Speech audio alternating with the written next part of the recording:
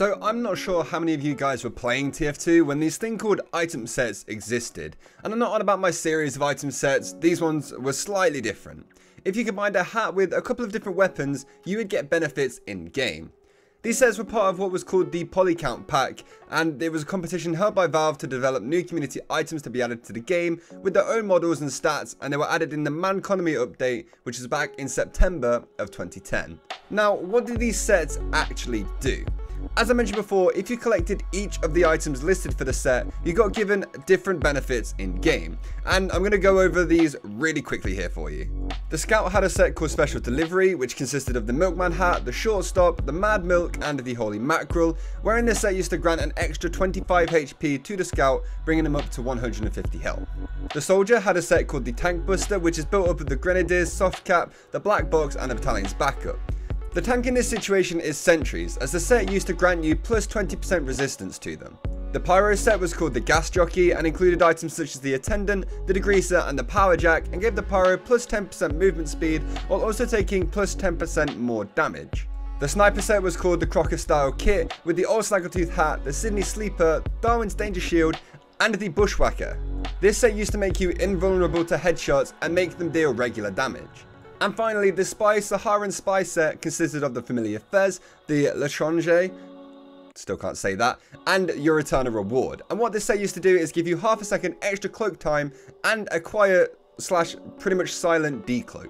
By the way, you can still obtain these item sets and use them in game, however, none of the effects slash attributes are actually given to you on completion. There's a few other special things they've added now, but none of the same benefits are there.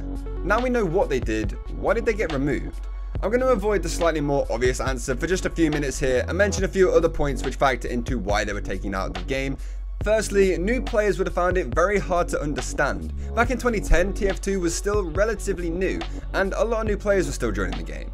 Now, it wouldn't be until June 23rd of the following year when TF2 went free to play that this would have been a massive issue, but a lot of the newer players to the game would still have found these sets very confusing, and therefore would have been put at an instant disadvantage by not knowing that one sniper couldn't be headshot on the other team, or one scout had a bit more health than another one. Just stuff like that, which for a new player can be quite annoying and might drive them away from the game if they just don't know why that's happening. Secondly, I feel like it lowered the skill ceiling for most of the classes. I feel like TF2 nowadays has a very high skill ceiling with all the things you could do as the Soldier, the Scout, literally any class. Like some of the demo stuff people could do is insane. But using some of these sets, it really dumbed down certain classes. Stuff like giving the Scout more HP meant he didn't need to be as careful as a Scout should be in most situations. Soldiers had a lot more time to deal with sentries and destroy them much easier. The Pyro had, you know what, I think the Pyro set was probably the most balanced of them all. I don't remember that being a super OP set that you just couldn't deal with. The snipers having easy fights with other snipers because they just didn't have to worry about headshots, and only aimed for the body with the Sydney Sleeper anyway, so, you know, what's the point of aiming for the head? And the spies that never had to worry about somebody hearing them decloak. Whereas if you think about it now, scouts actually do have to worry about their health. Soldiers don't get to just stand there in front of a sentry barely taking any damage. Pyros, you know, they're still doing their thing. Snipers actually can all be headshot now, and they don't have to worry about it. Obviously, we've still got the Danger Shield in the game, which reduces damage to that, but it doesn't make them invulnerable to it. And spies actually now have to worry about people being able to hear them if they're using something like the Dead Ringer. Thirdly, it made TF2 slightly pay to win. Now, don't get me wrong, it wasn't the biggest pay to win thing in the world. There were a lot of ways around it, and the benefits, while they were super strong, were never undefeatable.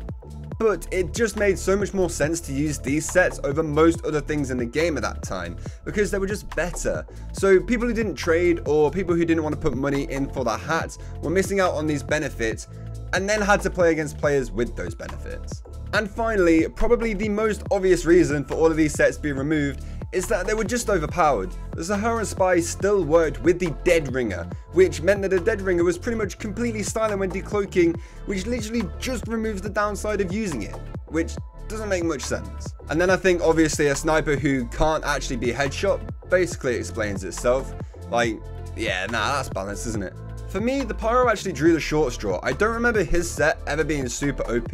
Like, yeah, the movement speed was super helpful, and if you're playing against a server who don't know how to deal with that, then yes, it can be extremely useful, but it's not quite the same thing as having buffed health or headshot immunity.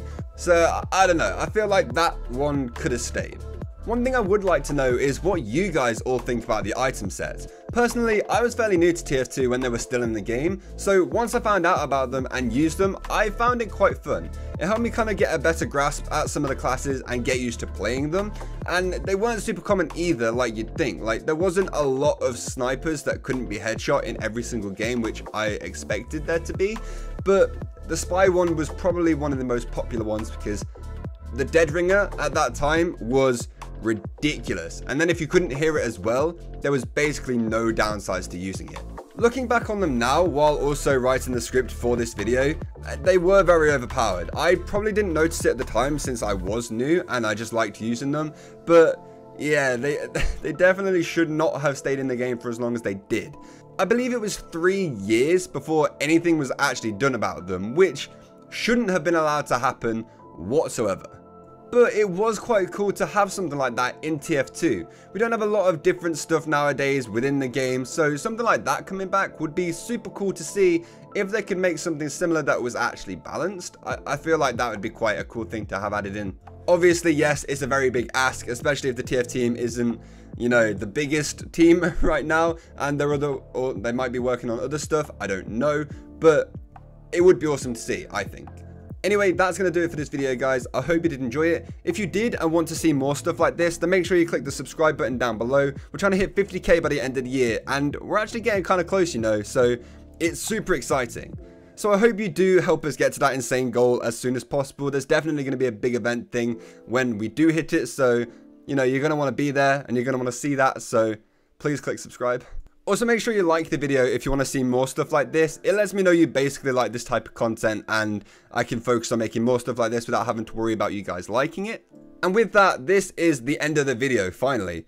Once again, I hope you all enjoyed it, and I'll see you all in a couple of days for the next one. Goodbye.